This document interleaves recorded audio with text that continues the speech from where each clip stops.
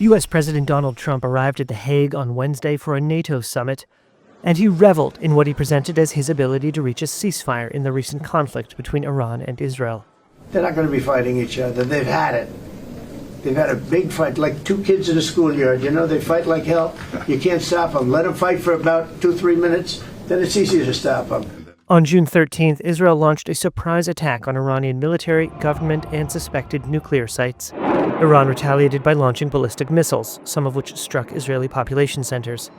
Trump joined the fight on Israel's side, targeting Iranian nuclear sites with huge bunker-busting bombs. He claimed that decision put an end to the fighting. This ended that with a war. If we didn't take that out, they'd be fighting right now. Both Iran and Israel declared victory after the ceasefire was announced. Israel claimed to have achieved its goals of destroying Iran's nuclear sites and missiles.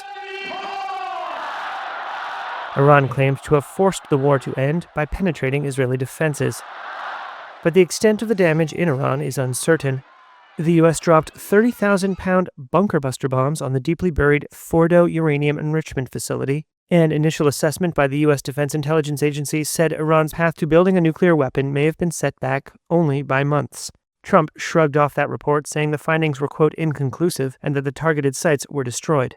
We hear it was obliteration. It was a virtual obliteration. We need to return. Rafael Grossi, the head of the United Nations nuclear watchdog, said his top priority was ensuring international inspectors could return to Iran's nuclear sites.